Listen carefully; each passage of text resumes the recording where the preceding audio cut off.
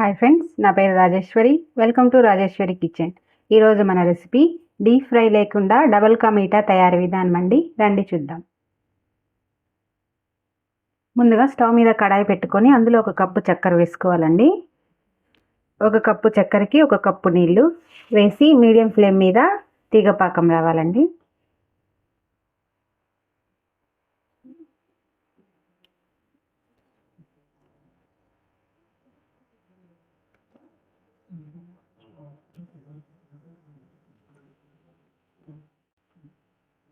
ఇలా తీగ పాకం రావాలండి.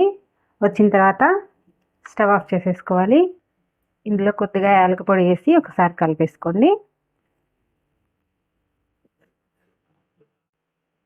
తరువాత అన్ని చోట్ల అవైలబుల్ ఉన్న బ్రెడ్కి బదులుగా 12 టోస్టులను తీసుకొని ఈ షుగర్ సిరప్లో వేసుకోవాలి.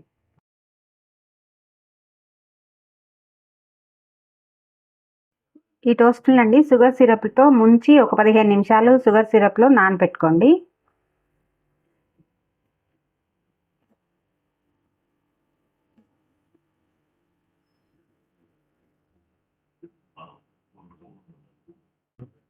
తర్వాత ఒక పాన్లో అరకప్పు పాలండి. పాలు వేడి చేసుకోవాలి. 1 టేబుల్ స్పూన్ చక్కెర, 1 టేబుల్ స్పూన్ పాల పొడి అండి వేసి ఉండలు లేకుండా కలుపుకుంటూ పాలు కాచుకోండి.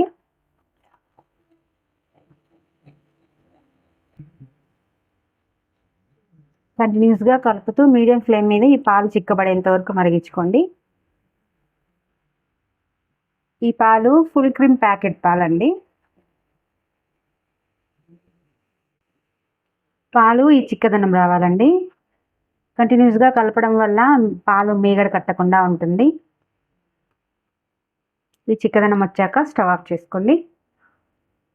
వేరొక కడాయిలో కొద్దిగా నెయ్యి వేడి చేసుకొని అందులో కొద్దిగా బాదం పలుకులు కట్ చేసిన జీడిపప్పు కొద్దిగా,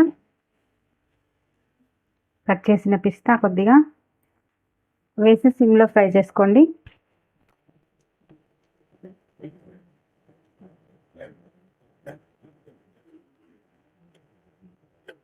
డ్రై ఫ్రూట్స్ అండి ఇలా కలర్ వచ్చాక సపరేట్ బౌల్లోకి తీసేసుకోండి.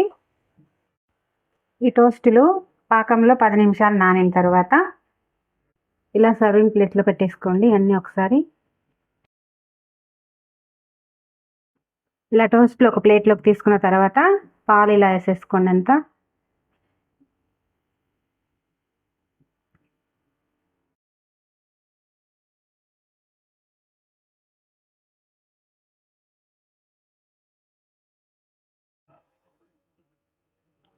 పాలు వేసిన తర్వాత పైనుంచి వేపిన డ్రై ఫ్రూట్స్ అండి